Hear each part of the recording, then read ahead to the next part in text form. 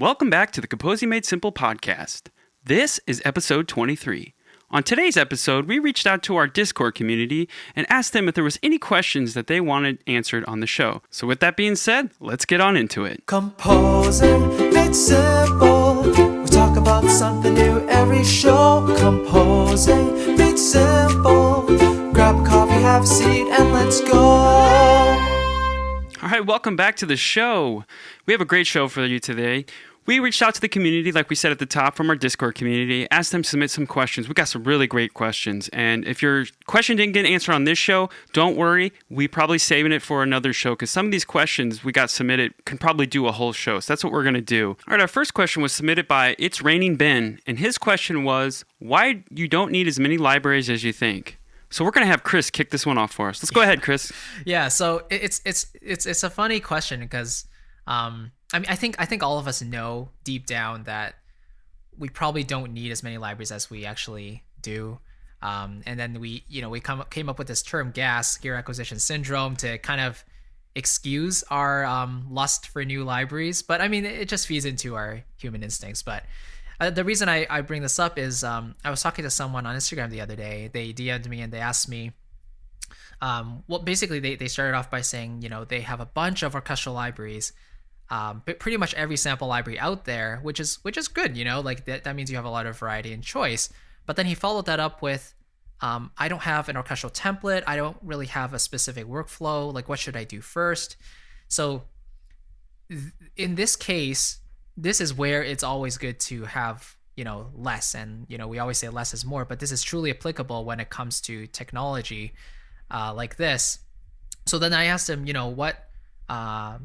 what do you usually do? And he said, well, that's the problem. I have so many and I can't really decide the first step. Like, what should I do first? So I gave him a basic tip. I was just saying,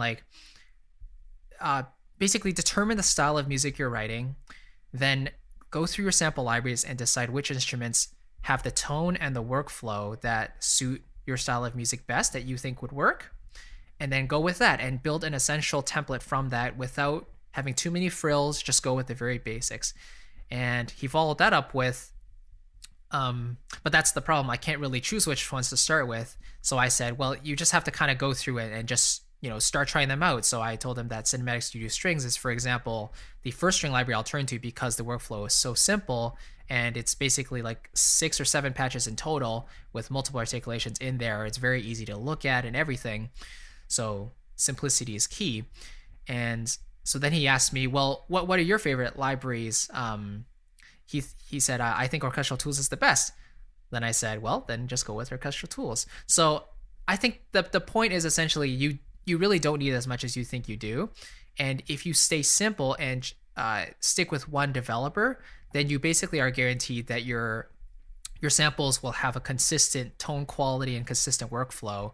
And that eliminates a lot of problems when it comes to adjusting between different libraries in terms of workflow and maybe even sound. So that's kind of the way I think about it. No matter how many tools you have, you should have a number of libraries that you consider essential libraries, ones that you just by default turn to if you're writing a specific style of music. And once you have those, just ignore the rest until you need new instruments one by one, and then you can bring in those new instruments as needed. But aside from that, I mean, it is very easy to become overwhelmed with the amount of stuff that's out there on the market. So we have to look at everything with this discerning eye and just ask ourselves, is this new library really going to improve my music? Or do I just want it because I can, say I have the newest thing and, it sounds great, but how am I actually going to apply it to my own music? I think that's the number one big question we should be asking ourselves when we purchase a new library. So I don't know. What do you guys think about that? I mean, I agree. I think that, if you can't use one library well enough to do, a variety of styles, like buying new libraries isn't actually going to help you, right?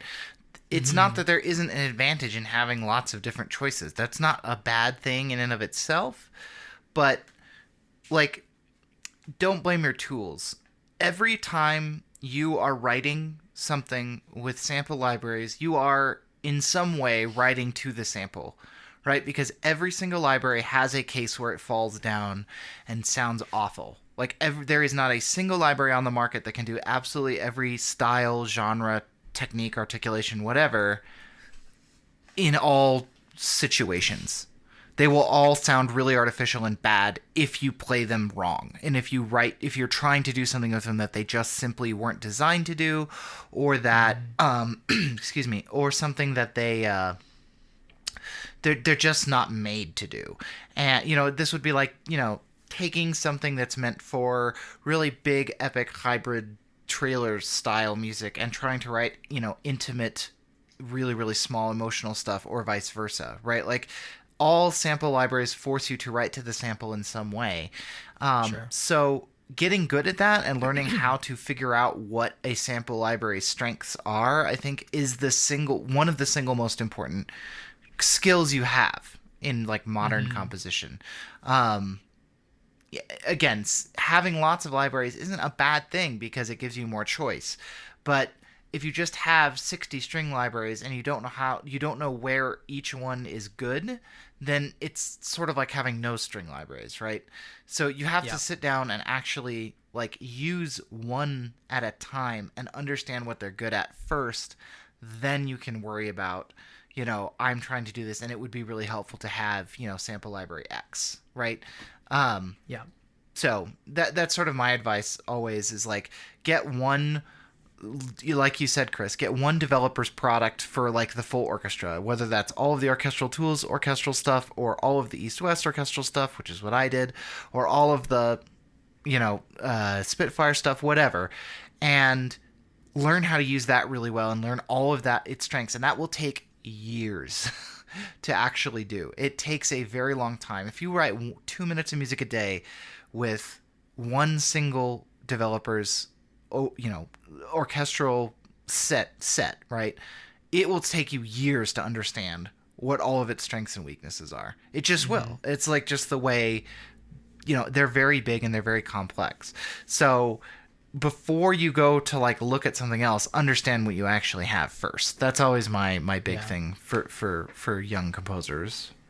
Yeah, I mean, I could definitely add to that. I mean, like I do have the full Berlin Orchestra, but even like having that, I probably use practically about 2 to 5% of the library at any given moment, just because, I just need a violin's legato patch here, or I need a glissando here, or I need a, occasional portato here. Like there's just so much in every library that you can dive into. But I got those libraries because the sound really spoke to me, and I just liked kind of the personal workflow. I mean, but I haven't even really dived into the capsule system that much. I definitely don't know the ins and outs of it. I just use the basic necessities of what I actually do need, and I recommend you do the same if you are just starting out with your libraries. Make sure you have for sure like the basic instruments that you need, but then when you have the time, try to dive in and see what workflow tips you can find from there and what kind of suits your own personal taste. Right, and this shows you, like, what kind of patches do I rely on 90% of the time, right? You talk about only using, like, 2%, right? And that's true. Yeah. Like, in general, you don't use every single thing in a library all of the time. Almost never would you ever do that. In fact, you never would, right? And this helps you understand, hey, it matters to me a lot what string sustain patches sound like or how they work, right? This teaches you, I need my legatos to behave like this, or maybe like I am willing to put up with this in legato patches, right? Like, for example, Hollywood Strings is incredibly difficult to keep in time because it's one of the first things to really have true legato. Is it's ancient basically by now compared to what's most on the market, and that means that a lot of the niceties that you get in modern libraries, like timing, are not in it. But that doesn't matter to me, right? So when I look at reviews of another string library and it says, well, it's kind of a pain to work with this because it's hard to get it in time, I'm like, well, that doesn't matter to me. But I would never have known that unless I spent years with Hollywood Strings, stuff like that. And then you have to learn how to learn a new library, I guess, is what I'm trying to say with all of this. And you don't really know until you've actually done it. Like, there's no way to just like learn that in the abstract and then buy 70 libraries and be good at it. Like, it's just not going to happen. Yeah, so I agree with both what you guys say. I think for that person that you're talking about, Chris, is definitely start simple. Maybe pull up a piano track. Just pull up one piano track in your DAW. Start there. Sketch something out. Obviously this is going to entail, do you know how to orchestrate? All these other things are going to come into play. But it's always, I think for me, I don't know about you guys, but like just starting with just one thing, just to think about one thing, the structure and the thing of it, the emotional feel, the context. Maybe even before you hit the piano or hit that, envision the piece first. What do you even want to do, with your music? Like, where do you want to go? What do you want to say? You have to have something to say first. And how to get that? You have to have life experience. So I'm going to go a little more philosophical than more than just about the libraries, because libraries, like Curtis said and you said, it's a tool. That's all it is. It's not the thing. The music is what's inside you. It's not going to come out of a sample library. It don't matter what library you're using. It don't matter anything. It's the notes, and that comes from you. So that's where I would say first off is, just sit at your instrument of choice, whatever you play, guitar, piano, bass, whatever you're comfortable with. Sit there and just improvise. Just do something. And then as far as picking sample libraries, I'm going to go on record. I haven't bought a library and I don't even know. Like, I could care less at this point because they all sound good. Obviously, if I'm looking for something specific for something, I'm going to go get it. But I already have a lot of stuff that does everything pretty good. And I own not all Spitfire, but the main ones, the ones that you need to own. They're orchestral one, the symphony stuff. I have Orchestral Swarm. I have Olaf Arnold's thing, which I love. So that stuff works for me. And but maybe just start with ensemble libraries.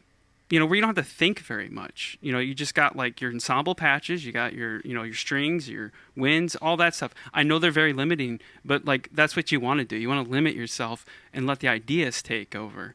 And case in point, what this person was saying is he's getting bogged down by details. It's limiting his thought process. It's limiting his creativity. And I was telling the guys before we started recording, my daughter's taking piano lessons, and she's got this little piano, I think it's like a 60-some keys. We got like a little thing for it, and it has speakers on it. So it's like it's its own little thing, And I've just been sitting on that thing, away from my computer, away from everything. And it's been the greatest thing that's ever happened to me, because I just sit there. And I have my phone in case an idea comes out, and I'll record it on my iPhone, and I'll save it for later. And it's been the most creative, freeing thing I've ever experienced while being a composer, whatever, a hobbyist, whatever you want to call it at this point, for the last almost five years, I think, more than that now, because it's just me and my thoughts and my creativity and the piano. No sample library, no MIDI curve, no nothing, dude. It's just me and the idea, and that's it. And at the end of the day, if you don't have an idea, you ain't got nothing. So that's my 2 cents. Maybe it's a little harsh, but like, that's what it is. It's the idea, and it's building an idea. Starting just 4 bars, 1 bar, 2 bars. Start there, and build from there. Brick by brick. Mm-hmm. And I think that will alleviate that stress that person was feeling, because I think they're coming at it as, oh my God, if I don't have this library that this composer uses, I'm not going to make good music. Okay, you're going at it all wrong. It's because we all have we all start from square one, a blank page. It's the idea. So build there, start with an idea, and start simple. Always start simple. Start 4 chords, build, get your melody together, and you can always change it. You can always revise it. And there's another thing I'm going to talk about to new composers: revision. You don't come with a great idea right off the bat. It never. You might once. It happens. Lightning strikes, right? But not always. Like most pieces, you have to literally, it's like whittling a wood, thing. It's like you whittle away, man. Like the initial idea you set out with to your finished product is probably completely different than when you first started. Am I right on that, guys? Is that how you guys do it? Absolutely. And just like a thought that came to mind. When you're writing and inspiration strikes, the last thing you want is to have a library that hinders your workflow, right? Yes. So I think that's one of the reasons why Cinematic Studios is so popular, is because I feel like their library strikes a perfect balance between having enough options and also like, not having too many, because the individual sections have, I think, like 8 to 9 articulations max, so you can see everything from one panel, and the sound is great. So when you have those things together, a great sound and a great workflow, it's just so easy. Like, a lot of people think east-west stuff is hard to work with, but Curtis has been using it for a long time, and it's super comfortable. So why would he use something else that is totally foreign and might hinder his creativity, right? So I think everyone has their own choices. Like, I love Cinesample stuff for that reason, because it's just, for me, pretty easy to use. You can choose mics easily. You can play different articulations in one patch and everything like that.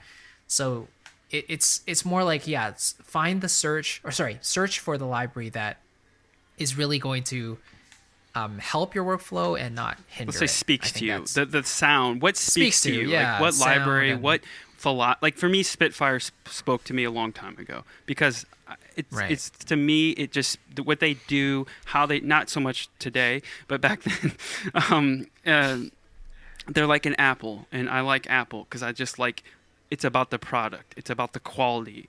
At the end of the day, that's what there is for them. And so, and just don't get wrapped up in marketing hype, okay? Like, we all been there. And it just, do your research. There's plenty of people on YouTube doing reviews and walkthroughs and all that. So that can't hinder your experience. But it's ultimately, like what Chris was saying, it's up to you. Find something that speaks to you and just run with it. Who cares what I'm doing, what Curtis is doing, what Chris is doing? When you're just getting started, we all get caught up in that, because you don't think the things that you're using is legit, right? But case in point, Curtis can.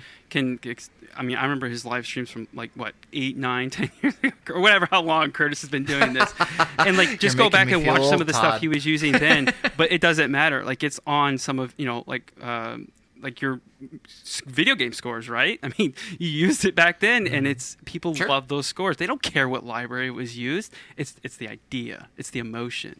That's what they care about.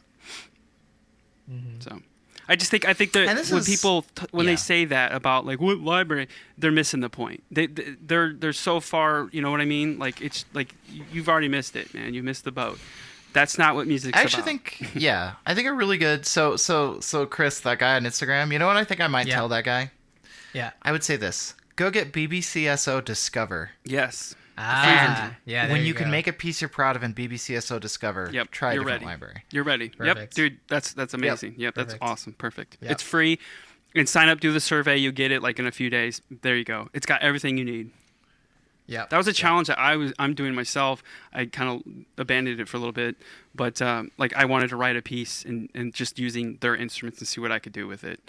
That's awesome. You really, really want to be ambitious, add labs. There you go. There you go. But you got everything. Do to it with your only disposal. free stuff from Spitfire. Perfect. I mean, you could do an entire score with free stuff from Spitfire. Oh yeah, you really could. Yep. So just like, don't worry about it. That's perfect. So yeah. anyway, cool. No, that was awesome, I think a really that's productive awesome. I love that. discussion. Because it's a great sounding library, man. Like that, the free one, it's really good. Yeah. Cool.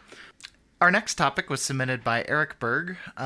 He wanted to know what our workflow tips and tricks are. Just sort of things we've come across over the years that make things a little bit easier. What I would start with is I would actually point everybody to the wonderful discussion that Chris had when he was on the panel with, I don't remember who else was on it, but I know it was at least you and Daniel James. Alex, I don't remember who else it was. Dirk. And, yes, yep. Alex, yeah. Alex, and there is a great bit in there. There's a great discussion they have about template versus no template. And one of the things they talk about is that it's really not a binary choice. There are some people who start literally with a blank project in whatever DAW they use, and they just kind of go from there. There's people like me who start with this massive, super detailed, it's taken me years to build it all up, template to do that. And I think this was the really cool tip, was to make something where it's taken a lot of the drudgery out of adding stuff to a project, but it isn't fixed to samples. This is what Daniel James calls the hybrid approach, where he's got a bunch of instruments loaded up that don't have any samples loaded in them. He's got 5 string contact instances and 10 percussion instances or whatever, right? So that's really cool, because the thing that I don't like, and the thing that I think is inefficient about starting completely blank, is that you end up doing a lot of stuff over and over and over again. There's a lot of duplication of effort. Create the track, load the VST, maybe route it to a bus, adding the effects, blah, blah, blah.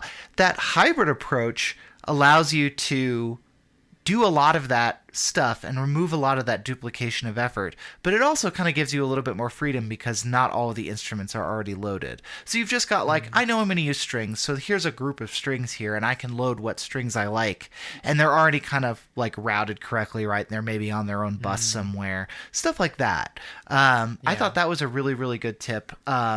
It's not something a shell or something. Yeah, shell. Yeah, like a it's not blank something template. I'm gonna do. Yeah. I sort of do both the big template and the shell, in that my synths are all a shell. I don't have anything preloaded in my that's how I synth have patches. it. Yeah. But I do have my orchestral stuff all loaded because, let's face it, I'm gonna use a violin one. I guess, yeah. Chris, this kind of goes back to what we were talking about before. Is I guess once you're seasoned and you have what you like and you know how to use, then a template. Like a permanent template with your strings, makes sense. But the hybrid blank canvas, where you like to you like to use other libraries because it depends on the track. I guess you know what I mean. So I guess it depends on where you're at and what kind of a composer you are. Well, and I just thought that was a really cool sort of tip and trick in that, like I said, it makes it easier and more efficient, but at the same time isn't constraining you in the same way. I don't want to think, though. There's a thing about having a pre-existing template already for you, all of your stuff ready to go. It's I don't have to think about it. I just click on the track and go. That makes sense to me, but I also like what Chris does sometimes. I don't know if you still do this. Is you just start from kind of scratch and you just kind of pick your instruments as you go, all the time. Which I kind of like that, because I did that on a track that I'm working on right now, an ambient track, and it makes me think of different stuff. But I feel it's hindering my process because I have to sit and think about it. Well, what do I want to do? And then if it doesn't work, I'm now I got to find this. I got to find, you know what I mean? So I like both approaches, but I think it depends on the person, the composer, because I know some people just like to have it in front of them to know, oh, this is what I got. These are my tools. This is my paintbrush. It's kind of there you go. Perfect example. It's like a painter. They already have all their colors picked, that they're going to paint with on that painting. It's kind of the same thing. But I guess I like the hybrid too. I think the hybrid could work. Just have your sections all broken out, have violins one, do, but all those instances don't have anything loaded, just contact or whatever you're using, and then you can just go in and pop whatever you want. Bam. I like that. Yeah, I think that works out perfect. Mm-hmm. But as far as workflow tips and tricks, I don't really have anything. I mean, the routing I think is huge. Have your routing always set up, like your reverbs, and have everything go to that. Have your sections routed with your reverbs, and have all the plugins that you want to use, like your EQs and all that, all ready to go. So you don't have to think about it. It's just there. Yeah. You know what I mean? And it's all about, at the end of the day, all this stuff is about focusing on creating, not focusing on fixing. That's the worst thing that's happened to us as composers or musicians or whatever, is the computer. It's the worst. Because you're leaping over bounds, man. You're not just focusing on music. You're well, my computer's not working. Oh, my controller stopped working. Oh, you know what I mean? It takes away from actually just sitting there. Curtis, I know Curtis, if he could find something that just sits there with a pen and a paper on his computer and it writes it for him in the library, he'd be in heaven. I can't do that, but I would love to do that because it just makes sense. It's just your brain and putting the notes down on paper. Right. And I think the word workflow is so it's so encompassing. There's so much that goes into that word, whether it be about the music process itself, like composing or mixing or editing or whatever. But the way I personally work in terms of composition and arrangement is, if I have a new idea in mind, maybe it's just a single motive or maybe a period, then I'll put that in first. But then beyond that, before I arrange, because it's so tempting to orchestrate right away and try to bring that to life. Yeah. But I'll do my best at least to try to flesh out as much of the piece as possible, preferably to the very end. So at least I have an end goal. And that might even influence my orchestration decisions later. But if I'm absolutely feeling stuck, then I will start to orchestrate the first section because that might give me some inspiration for the second section, depending on, maybe this oboe counter melody is leading up to something really nice, or maybe now it can take the lead in the B section, or things like that. So I think it's important just to not get stuck for too long. You either flesh out the whole piece if possible, if you're feeling inspired. And if you're not, then start orchestrating, start arranging, at least start sketching it out a little bit, and then just play around with some ideas until you can move on. But the worst thing we can do, honestly, I think, is just to sit and stare and the blank page, try to force it out. And get up, take a walk. I mean, I think what's helped me a Right. lot too is sketching something out. Even if it's crap, just sketch it out so you have an idea of where you're going, a map. For me, it helps me because I'm one of those people, I'll just, like you just said, I'll just stare. I can't do this. And then I get frustrated, and then it hinders my creativity. Exactly. So having a map or having just something to go off of, because it could change. It doesn't mean because I put this sketch up here, this is how it's got to be. No, you can change it. But I just find for me, if I already have something there, I can improve on it. That's just how my mind works. I'm better at improving something than creating something. Absolutely. Right. And sort of along those same lines, having this will be a different topic that we will talk about as its own sort of episode when someone asked about music education and is it good, what are the values? One of the things that's sort of pertinent here in terms of workflow, understanding some pretty basic form is really, really helpful, right? Because a lot of the musical forms that have been developed since, the beginning of the common practice period give you that map already, right? Like sonata form is very known, you got your theme, development, recapitulation. Yep. That's, and that can be really, really useful to have.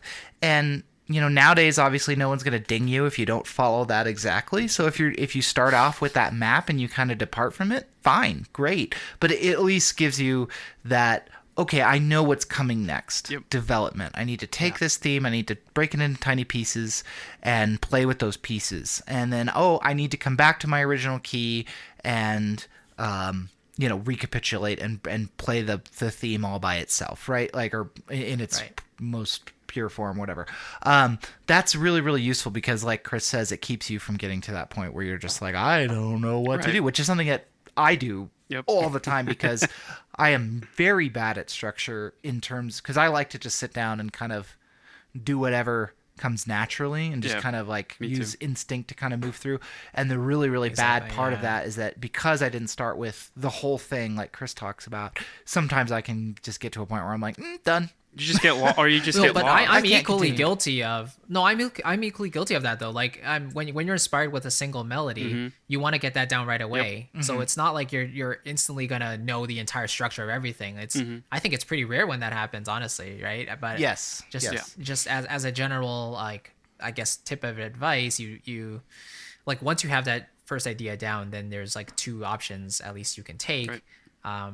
But yeah, definitely it's so easy to just write something down, but then kind of be frozen and not where. And so often, right, it actually works that way, right? Like sometimes you can sit down and everything just cuts. You're it's the beautiful Lightning day. strikes. You're in the sunny uplands of creative, genius, and everything just spills out and writes itself.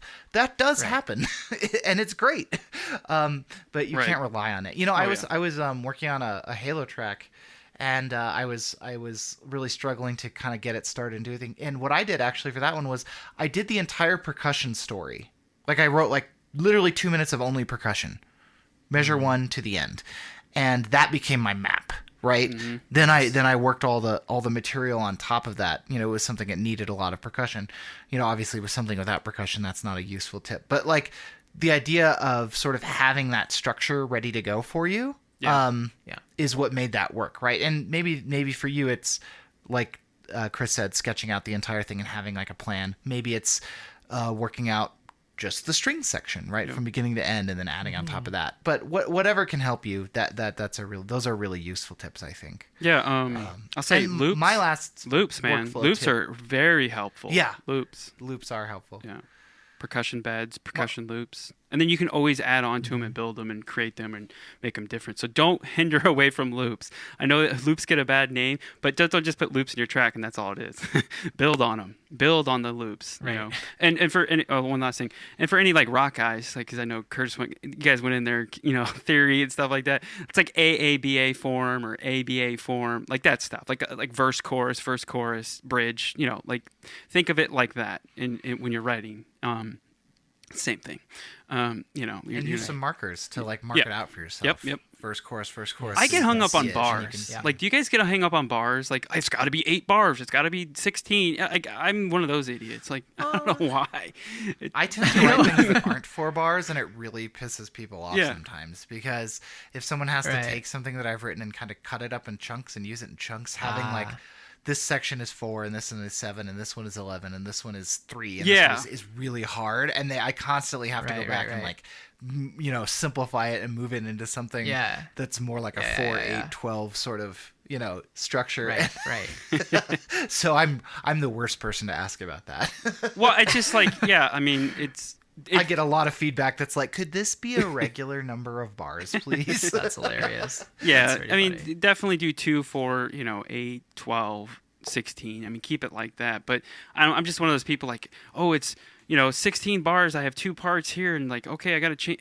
I'm at the point where I have so much, like, I've done so much research, theory, watched so many people. Like, now it's like, I just have to do, you know what I mean? Like, it's like, you just got to write, man. The more you write, the better you get at it. Your stuff's going to suck. I mean, just get over it. Like, you're not always going to bat 100%. You know, every day is and not going to be probably beautiful. the thing that you think sucks actually doesn't. Yes. I was watching a Marty O'Donnell video the other day because Halo, and he was talking. He has this like saying that he likes to say about be nice to the goose, and it's all about, you know, actually like publishers being nice to game developers. But he also related it to be nice to yourself. Yeah. Right. The goose that lays the golden eggs. Right. Like when you make an idea and you hate it, give it a second. Right. Like maybe it doesn't suck. Right. You know, I cannot tell you how many times I've thought about like, oh yeah, that track I did like 2 years ago, that was terrible, and then I listened to it, I'm like, oh, this isn't that bad. Yep, You know, yep. so like, not giving up, and we the theme of not giving up should hopefully be so worn on this podcast that you're sick of hearing us talk about it. But it really is true that like maybe that idea is really good and you just need to sit with it for a little bit and like think about it, and you just got to push through. You just got to like keep going, even if you think it sucks, because it probably doesn't. And by the Especially way, once you if you need develop. some feedback, come on to our Discord channel. We have a track feedback section, and we'll give you. You too could get your name said aloud on the podcast Yes. for submitting a and great question. we'll help you out, and that's what we're here for. A lot of people use it. Yeah. Like it's funny, our Discord channel, like it goes through waves. Like it's very active, and then it's like dead for like weeks, and then it's active again. I mean, a lot of that's. I mean, obviously, I'm the owner of it, but you know, I work a full-time job, have kids, and, you know, life and stuff. And sometimes I just can't get in there, but I try to, and I try to post like things, you know, just get the conversation going. And by the way, if you guys want to, Chris also has his own Discord channel. So, and it's, he's got track feedbacks too. But if you do submit a track feedback, usually Curtis gives really great advice, and he'll give you detailed, and it's very assuring. So he can always help you, and we're always there to help you ask questions. But yeah, it's the hardest thing, man. Writing music is hard. It is not easy. And anybody that thinks it's easy, even pop songs, you think it's easy. Chris, I saw something in one of your Discord channels about you guys were talking some piano track. I didn't hear it, but like, we also got to understand, like, we are composers. You got to know your audience. Okay. Most people don't know what we're talking about. They don't care. They want something to move them. They want to take it with them. Yeah. They want to be affected emotionally by music. And you can say what you want about pop music and, oh, it's so simple. It's like, but dude, it's effective. Okay? There's a lot you can learn from that. They know how to talk to their audience. They know how to grab somebody and bring them along. Even though it's 4 chords, or even though it's 3 chords, there's value in that. Learn how to harness that. Learn how to use that. But then take it to another place. Okay? That's what John Williams does. Okay? John Williams starts simple, but then he goes somewhere. All the best composers do it. So there you go. And study music. You have to study music. Fill your tank. Fill you up, man. You can listen to all sorts of music. Don't just listen to film scores. Don't just listen to classical music. Listen to it all. and borrow, steal, whatever, like what they say, all great artists steal or whatever. There's truth in that. Yeah. There is real truth to that. Everybody borrows, everybody steals. There's nothing wrong with it, but make it your own. And I think we've harped on that many, many times, but sometimes you just need to hear that because like you lose perspective, you lose that, man, like because we get so caught up in like it's got to be so good, it's got to be so complicated, look at I'm going here, look at I'm doing this chord here with this, and oh my god, it's so mind-blowing. But does your audience think it's mind-blowing? No. And so you know what I mean, like that, like you said, Curtis, like you might think it's cool, but does somebody else think it's cool? That's all that matters. Doesn't, because once you put your art out there, it's not yours, it's theirs to love it. Yeah. And because that's the beauty of music and art, and it can live beyond you. It's like once you're dead and gone, your music, like we're still listening to people that have been gone for 200 plus years, and we're still having our minds blown. So there you go. I mean, it's tough, man. Writing music is not easy. There's times that I literally think to myself, I'm done. That's it. I'm done. I'm selling all my stuff. I've had enough. Like, why do I put myself through this agony? And I took like 6 months off. I didn't write anything. I didn't go on the computer, didn't open Logic, didn't even touch my guitar. I was like, I'm done, man. I need time away. I need to fill my tank. I got to fill my tank with with experiences again, and have something. If you don't have anything to write about, then how are you going to write? Yeah. We're still on workflow tips, right? Like, where did we go? Yeah. All right. I think we're good. I think we got a lot of gold in there. I think that's great. Let's move on. A lot of great stuff in there. Because we still got 2 more topics. So the next one comes from Kyleplayskeys. He wanted to know combining sample libraries, and we kind of altered it a little bit. What we could say layering. And this might be a misnomer, but like, yeah, like why can't you? And I told the guys, before recording when we were talking about this, like, when you listen to a professionally recorded song, like a rock song, pop song, they are layering. They're layering different instruments, different amps. So you're not really hearing, like when you see a band live on stage, that's probably not what they used in the studio. They probably used like 4 or 5 different amps and combined them. And that's what I'm saying. When you find out about the production of music, like you're like, what? Like, it's like when you found out Santa Claus isn't real. Sorry, disclaimer, if anybody's still out there believes in Santa Claus. But, it's like when you found out Santa Claus wasn't real. You're like, what? Yeah. That's like literally with production of music. Like, there's people, like engineers that make your music sound amazing, like more than what you could. And, yeah, so definitely combine sample libraries because you might come up with a new sound, a new tone. Like, mix... like what Spitfire strings with Cinestrings or whatever, Well, and I think combining is a lot of times thinking about what's a part of this library I can use. Like maybe you can be like, if you want to combine string libraries, yes, you can layer them. That will sound really good in a lot of instances. The other thing you can do is you can you could do violin 1 from CSS, violin 2 from Spitfire, cello from Hollywood, whatever, right? Like, and you can actually use those, and that's a nice sort of practice to how to make that sound coherent, because it's a challenge sometimes if they're recorded in a different room. Some have baked reverb, some don't, but you can combine them and make them sound good. Like I've said this before, using the close mics from one library and the tree mics from another at the same time and layering those together can get you kind of a different sound. I used Hollywood Strings exclusively as my only string library for years and years and years, to the point where I got sick. I could hear it, like I could know, oh yeah, right. I recognize that. That exact note, right? Yeah. Or that exact transition. That really goes a long way towards to getting that out of it, right? Like when you're in that situation, sometimes taking a close from one and a tree from another and combining them, it doesn't sound, people say, oh, it sounds like 40 violins. No, it doesn't. No. It doesn't. Yeah. That's not true. Don't listen to that. That's not real.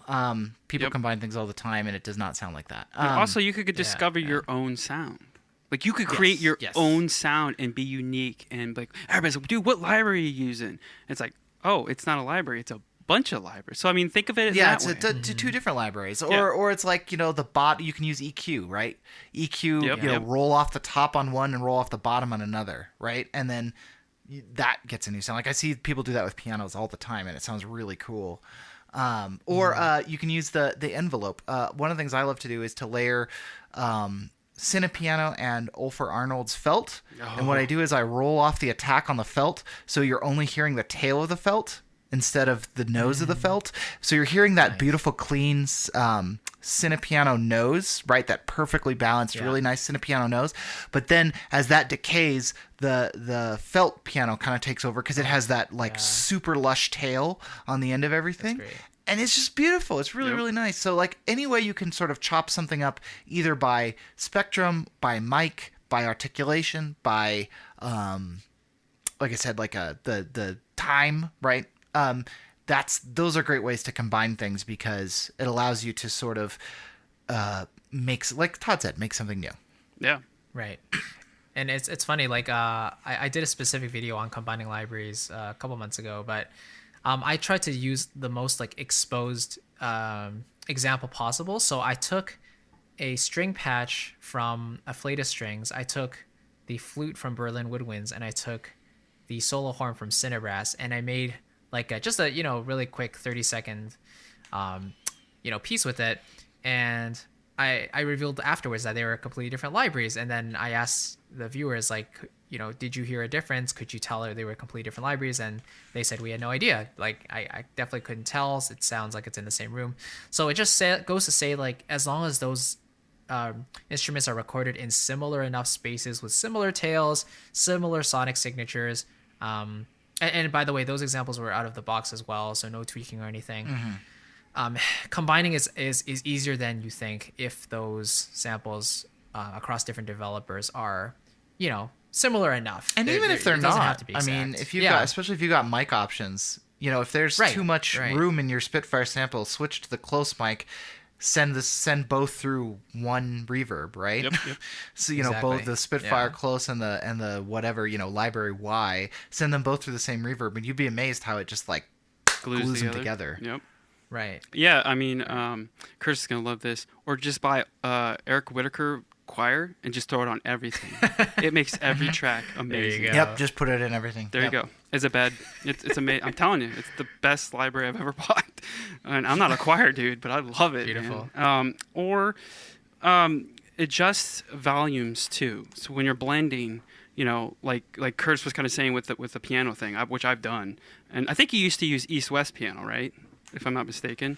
I still do use that sometimes. I tried that too. That Bose is like buttery smooth. Yes. Right now, my East-West, I haven't been using East-West stuff actually for a while because the computer the slave I was using for my East-West samples has been having some trouble. But yeah, that Bose is. Yep, ooh. I remember that. Because I started doing that, but I use Lecco and Olafur Arnold soft piano. It's like a small library that I bought I think a year ago. It was like a small developer. It's Lekko, and it's got more of like a punch. And then also the Unicorda. I think that one works well with Olafur Arnold's piano. And then the I think it's that piano. One of the native instruments, maybe the Gentleman. I can't remember. It works pretty good. But yeah, just experiment. But like I was saying, like when you're blending. Think of it as like you got your main source, like the sound that you want, and then maybe use a volume to blend in with that one. And what you could do is bust them out, bust those two instruments out and do it that way. It's a lot easier to do that. And then you have just one fader. Or, before you bust it, do your mix and then bust it out to one fader. So you just have to mess with that fader, but you got your volume set with the instrument, so you don't have to mess with that blend that you created. So that's another little trick. I often find a lot of happy accidents when layering libraries because maybe developers use controllers differently, even right? Like almost everybody that I found uses modulation as volume. But East-West uses expression as volume and modulation as vibrato. Yeah. And so sometimes you can actually literally just copy something across, and even though the controllers are totally different, you get these little happy accidents because the volume's going up, but then the vibrato's going up in the layer, right? And it just kind of gets this. It's really fun. Perfect. It's really interesting sometimes to see how. Sometimes it sounds awful, right? Sometimes you're like, oh god, what have I done? Right. But that's also something that I think layering is really useful for, is Yep. finding those little happy accidents that Bob Ross would Shout out to love. Bob Ross. I was just gonna say that. Shout out to Bob Ross. If you don't know who All he is, right. we're too old. Go find him on. Is He's on that enough YouTube. on combining? Twitch. Yeah, They have sounds every good. weekend. They'll have Bob Ross marathons on Twitch. There you go. Definitely check There it you out. My go. kids love Bob Ross. Dude. They're like, oh, there's the artist, Bob doesn't? Ross. Who doesn't? It's so cool. The hair guy. Yeah, the hair guy. Yeah. There you go. Watch a few episodes of Bob Ross, man, and listen to what he's talking about, and apply that to your There's music. a lot of wisdom. God, his stuff That's is true. like his philosophy is right on, man. For being a creative, like, don't worry, just create. And like you said, happy accidents do happen, and not every piece is gonna be great, man. I mean, that's the world we live in. You know, I bet you everybody thinks every time John Williams sits at the piano or picks up a piece of paper, he's writing, Star Wars. I doubt it. I bet you he's got like a trash can full Not of every paper. Not every released John album. That's what I'm saying. Album is that But I'm saying great. every day he sits, but he composes every day. I think he tries. I can't remember. Is it 1 to 3 minutes of music every day he tries to write? Yeah. That's insane. Slot That's machine. that's why he's good. But see, that's what I'm saying. Like, if you just do it every day, you're gonna come up. You're like Curtis said, lightning will strike, and there will be a piece that you can add to your portfolio or to your website. But if you don't do it every day, you're not gonna get better. You're not gonna learn. And like that, I noticed that when I take breaks, man. Like, and I try to sit down and compose. Like, my chops are just horrible. Like, my head's great. The ideas are in my head, but to get it out into the DAW, it's like muscle memory. You know what I mean? It's like literally like playing an instrument. Like, writing to the DAW is like playing an instrument. It literally is. Like, because you have to do all this stuff to make your idea in your head come out. It's insane. Yeah. You know what I mean? It's really insane. Yeah. All right, so we good with that? Combining, I think we got Yeah. that one good. Cool. All right, so the next question is from Eric again, and he is asking, what piece of hardware could you not work without? So for me, the simple answer, well, okay, fine. I have two answers. Number one are my external hard drives, because I have no samples without them. And number two is my MIDI controller, because for me, it's the most natural way to perform my lines in. I would probably take hours having to draw out every single note by hand or clicking with a mouse.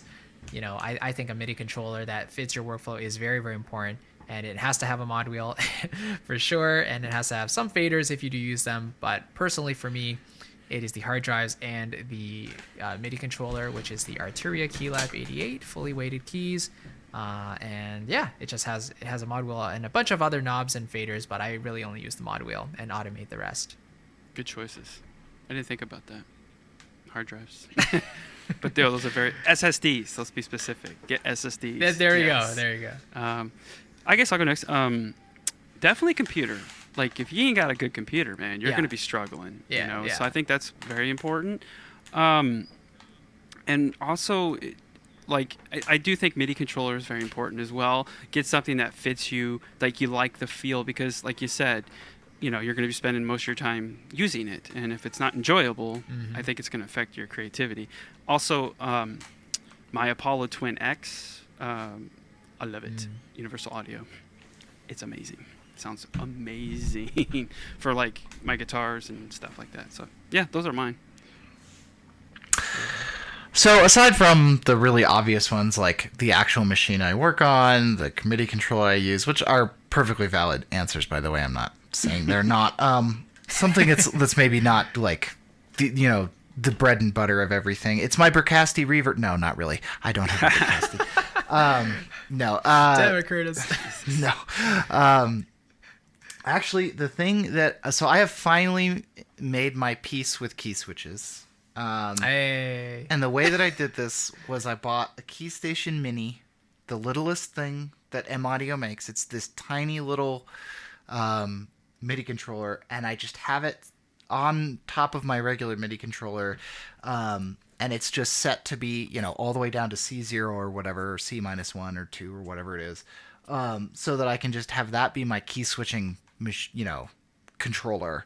And then I don't have to worry about, transposing my main one down and, or like writing in key switches after I record, which drives me insane. Like this has finally allowed me to make my peace with key switch patches. So I would highly recommend just a second cheapo tiny MIDI controller for your key switching only, because it has completely revolutionized how I work, and made me really not hate key switches as much. I still, every single time I have to switch something on a key to make it staccato, I wish I could just write a dot there, but Yeah.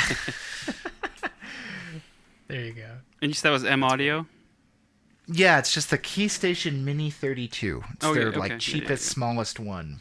And I just have it. Literally, I used like command strips. I just like stuck it to my MIDI controller at the top. Did you have to do anything special into Logic to set it up as a key switcher only, or Nope. Okay. It's got its own little transposition buttons, so I just transposed it Got all the it. way down to, I think C-2 is the lowest MIDI note that can exist, and then I use that for all of my key switching. Sweet. We're all still Logic guys, right? Cool. So I did download Reaper just to try to, I'm always concerned, right? I feel like I should have platform neutrality, right? Just in case, Yeah. the biggest Yeah. company in the world goes out of business tomorrow. But Apple? I couldn't do I it. don't think so, but yeah. I couldn't do it. Or in case Apple decides that Logic isn't in their interest and stops making it. I think a which lot they of could. people use I Logic. think there'd be an outrage. Dude, there's so many people I that don't use think they Logic. would. If you would have asked me 5 years ago, I would have been like, I don't know. Because for Yeah. a while they weren't doing the computer stuff, but now they're Right. back to doing it. So that's good. But yeah, no, I tried Reaper out. It's pretty amazing considering its accessibility and price. No, Apple learned their lesson after the trash can Mac, which is the one I have, the Mac Pro. It's a trash can. But yeah, they learned their lesson after that. No, dude, there's so many people that use. Yeah, maybe not we. Like composers, like film, whatever. They use Cubase now. I think is probably the big one. But Hey, John Powell still uses Logic. dude, That's there's a good enough lot for of people me. that use Logic. Yeah, that's what I'm saying. There's a lot of people, big guys that use Logic. That I think Alan Well, Silvestri. and a lot of no, pop he uses people use Cubase now, Logic. but he used to use Logic. I think Alan Silvestri. Who used to use Logic? Alan Silvestri. I think he uses Cubase He now. uses Cubase now, yes, Yeah. because he likes its integration with Dorico, I Yeah. believe. Yeah, but he used to use Logic. I know that. I think he used to use a DAW called a pencil. There, a piece of paper. Who would have thought? Yes. Yeah. Dead trees. Well, John Williams still does. He uses paper Yep. and a piano. What's your favorite DAW, John? Dead trees. It's called the Yamaha. What is the name brand of a Awesome. pencil? It's a number 2 standard pencel, yellow, Yeah, the Bic. and Whatever. sheet music paper. No, Dixon Ticonderoga. Yeah. Oh Christ. Cool. Yeah, so I think our last one that we'll cover, which kind of ties into what I just said, this was submitted by Hellfrog in our community, is what is your favorite score? I'll go first. Back to the Future, Alan Silvestri. Nice. Man, honestly, I personally have no idea right now because I feel like I'm kind of in a transition phase where I'm kind of listening to some jazz music. I'm listening to some film music. I'm listening to some Williams. I'm listening to some Nintendo music. So I'm kind of Well, here, let's in break the it down like middle, this. So I don't want Let's to help you. What inspired you to do this? compose in the first place. Yes. I know it, but I know the answer. It's definitely the Nintendo music, Yes. the Super Mario Galaxy stuff. There you go. For sure. So that's it. Yeah, I would say that I'm would be your working on favorite. a Because if you were on a desert There island, you go. Okay, all right. would you take that with Fine. you? Yeah, fair enough. I would take that. There with you me. go.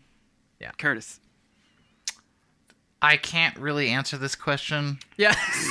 but I will say that the thing that I think surprised me the most and really made me fall in love with scoring as an art and is a little bit less well known, Thomas Newman's score to The Horse Whisperer is, I think, the single most underrated score ever written. I never hear anybody talk about it. It's very hard to find on streaming services. It's not on Apple Music. It's not on Spotify. You can find it on YouTube. I just looked. That is some of the most exquisite string writing he's ever done. It's so good. That guy doesn't get a lot of credit, man. He like American Yeah, Beauty. Thomas Newman. Yeah, dude. You can hear some Tom in the Halo track that finally came out this week that I did. Dude, now that you say you can that- hear some Thomas Newman in there. Dude, yeah. Now that you say that, I can hear Thomas New in your stuff. Like the piano stuff, like the way you, Yeah. Anyway, because like the way he I- just does chords, man. Like you know what I'm talking about? Like he does that Yeah. stuff. Oh my god, Honestly, yeah, that an guy's nerd. good choice. Yeah, man. and his string writing is, I think, some of the most transcendent.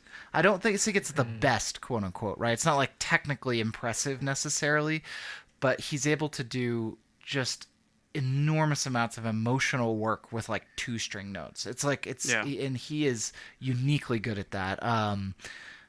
What's the Shawshank Redemption one? The Stoic theme. Oh. It's like it's so simple, but it's like affecting, and I appreciate his economy of means. His economy of means, I think, is unrivaled. So Definitely. So yeah. Yeah, American Beauty was the first one I ever heard from him, and I was like blown away. Still to this Yeah. day, when I hear that score, it's like, Blung, blung, blung, blung, blung, blung, blung, blung, blung. dude, he's done a lot of good stuff, man. Wall-E. Yeah. Oh, dude, Wall-E. Finding Nemo. Finding Nemo. There's that point where it hits that like that little dissonance, and your heart is ripped from your chest by one chord, and you're just like, oh. Yeah, dude. It's just Up? the most I watched beautiful Up for the stuff. first time. Oh God. Oh, that's Michael Giacchino. Yeah. Dude, that That's was also great, excellent. man. That movie, that got to my emotion strings. Dude. That hit me. God, those Pixar movies, man, they can get you. Absolutely. Awesome. Cool. All right. Should we go over our I don't picks? really have anything, but yeah, sure. Go ahead. Can you hear my dog barking? Your pick should be whatever model your daughter's electric piano is. That should Oh, be your I'd pick. have to go There down you and look go. at it. Oh, it's a good one. I don't know. It's I don't know. I'd have to go down and see. It's really good though. Like the keys feel nice, and like I was like, man, if she doesn't want to play piano anymore, I might move this up to my office. And Yeah. it's I'll a take USB it. though. I think it will work. I Right. think it will work. It will be It should, recognized. it should, yeah. Because it's nice, man. I like it. I use only USB MIDI controllers. I don't use any actual MIDI Same. cables. Yeah. Who the hell does that? That's a good question. I'm sure there's somebody out there, and if there is, let us know. Well, if you use a MIDI time clock, I think you have to. Yeah, true. Which a lot of people do. That's true. I forgot. I've thought about using a MIDI time clock, and then I'm like, You seems like a lot got of you got along with it this far. What the hell you need to know? yeah. Oh, and by the way, if you're listening on YouTube, comment. Yeah, comment on how you love your Motu digital timepiece or whatever. Yeah. Yeah. All right, well, we'll go into our picks of the show.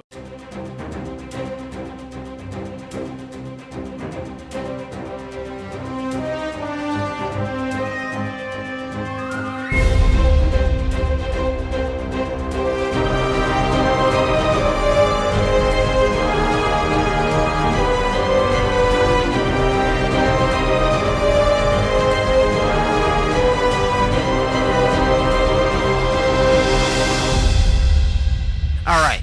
My pick of the week is kind of a meme. It's a little bit of a troll pick, but I finally bought it just for the lulz. The 8DO 66 trombones library. This is a sample library of what it says 66 trombones.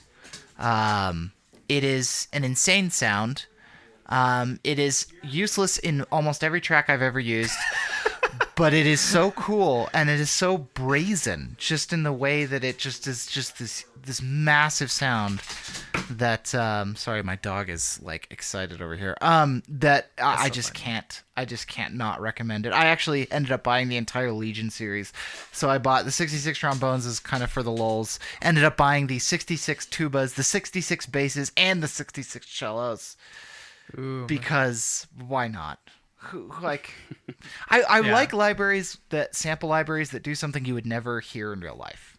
And I think this is a good case for that. So Here's what we're Anyway, gonna do. it's that's hard my for me to pick. imagine 66 trombones sitting in a room together. That's Here's I, what's, can you imagine the total decibel dude. level? Like you Yeah. would lose your no, hearing. that's exactly right. but here you go. Here's my That's challenge to you, insane. Curtis. Those libraries you just did that you said are completely probably worthless. track with Make them? a track out of all of them. Only Post it to those, Discord. Okay, that's my There you challenge go. to you for your daily because you By the way, Curtis, yesterday just posted a track to his YouTube. I listened to it. I Yeah, lived it. amazing. So there you go for your thanks. for your exercise of the day. Maybe you can do a Okay. YouTube Yeah, track perfect. for that. Perfect. You Yeah. call it 66 trombones on the march. Or Yeah. something stupid like that. That's great. Or you could call it ADO on the march or something. Yeah. That would be cool. 66 trombones blowing your eardrums. Jeez. All right, go, Kurt. So yeah, my pick of the week is the all new percussion library on the market, Damage 2. Lame. From Heaviosity. Sorry, what? I was a kid. Go ahead. What'd you say? Lame. No, but like as someone who didn't have the original Damage, I was definitely excited to check it out and take a look at the walkthroughs. And I mean, the trailer itself kind of sold me already. I was like, that is a really cool thing I've never seen before. You just, a guy walking into the scoring stage and just banging away. That was amazing. Yeah, it's not even like an upgrade or anything. It's literally a whole other product, completely original material. All like the acoustic, unprocessed, and processed stuff you could really ever need. It comes with loops. It has your own kit designer where you can build your own like literally drum kit with all these epic percussion hits. And they, I don't think they explored as many sound sources as maybe the first volume in terms of the actual variety of instruments themselves, with car crashes and glass and everything like that. But all the drums themselves are so meaty, so punchy, They're so balanced. so good. Like- Yeah, so balanced, right? It's Yeah, just like- out of the box. It just Punchy stuff Yeah. so often like loses that really round, like drummy Right, tribal right. feel, and it doesn't. It's so good. exactly. It is. It's so good. sweet. Yeah. We're gonna hear it So, on I mean, everything, yeah. just like the first one. You know that, right? That's right.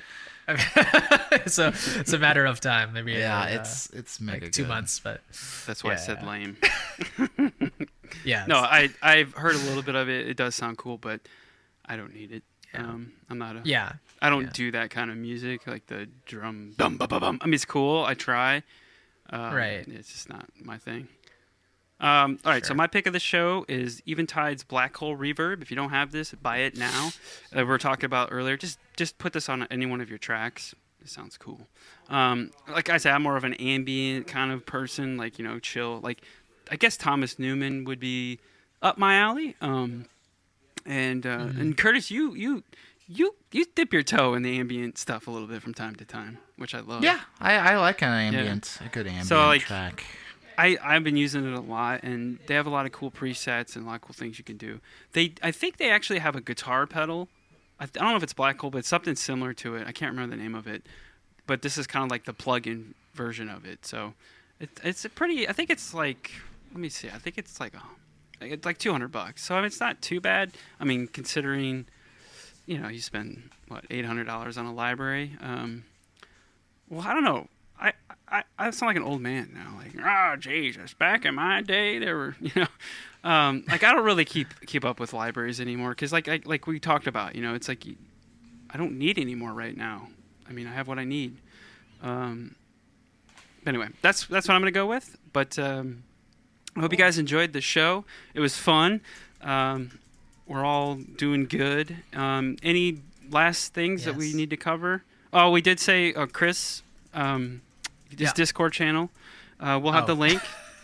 Go join it, Thank and you. you can go in there. Curtis, I know you want to talk about your thing, right?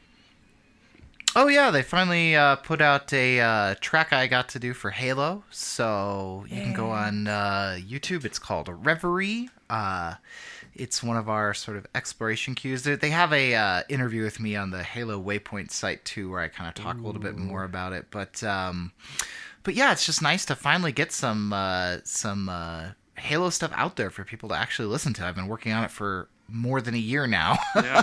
So to finally have it released and see the response has really been great. So if you want to know what the London voices at Air sound like, they sound pretty good. I almost could have written them utter garbage and it would still sound transcendent. Dude, so that track so- that had Eric Whitaker Choir on it, right? I knew right away. No. Yeah, I knew it. It was demoed in Eric Whittaker Choir. The mock-up is Eric Whittaker Choir, but I don't believe there's any Eric Whittaker Choir in the final product. Okay. That is the London Voices. But like I could tell, Beautiful.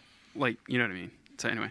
Yes, yes. That was you can, good. You Man. can definitely hear that the mock-up was Eric Whittaker. Oh yeah. Because no, we're right trying when to I heard match it, that, I was like, that oh sort yeah, of sound. there's It's Curtis. just so good. There it is. I was like, if this track And honestly, doesn't have that in I it, don't know if they mixed in any of my prelays, my So my it's all demo, real. my mock-up. They sometimes do. Yeah. But yeah, I think all of it is real. Yeah. Except for obviously the synths. that's got to be cool, man. to get your stuff played. Some of which I will say are Spitfire London Contemporary Orchestra. There you go. I got that one. Yeah. Yeah, just buy all Spitfire and you're good. You don't need anything else. Yeah, just buy their $30,000 everything part There you go. drive. You're fine. Oof. You're good. It's not You're a composer. $30,000. It's like Yeah. Anyway, thanks guys. It's been great. Hope everybody loved this Cool, episode. yeah. We're gonna hopefully do more reaching out to the community and start focusing. What you guys want to hear. Like we said, if you didn't hear your question, we are saving it. We got a lot of good ones, so we got a couple, probably next 2 to 3 more shows that we can talk about. You don't even So- have to plan. Yeah, So, so thank you. if you're listening to this, and you want to join our Discord, if you're in the Discord and you're hearing this now, go to the podcast section. I think you can post in there. If not, just drop it in general discussion and just let us know what you like, a future topic, and we'll definitely cover it because we need some of that stuff because I think we've exhausted, all the go-to stuff. We have a list, but we definitely want to hear what you guys want to hear us talk about. So Yeah. anyway, last thing, Perfect. head on over to composingmadesimple.com. Have all the links. You can find Chris's links, my links for our YouTubes and all that good stuff. And we'll be getting our Patreon page up soon. So if you want to donate to Patreon, support us, all that good stuff, you can find the link there. So anyway, thanks everybody, and we'll see you on the next episode of Composing Made Simple. Take it out, Chris. Yay. Take it out, Chris. Sing the Composing Made Simple song. I'm not Yeah. gonna sing now. Cool. All right, thanks, guys. There I we go. appreciate it. Yeah, man. Good episode. That was a great episode.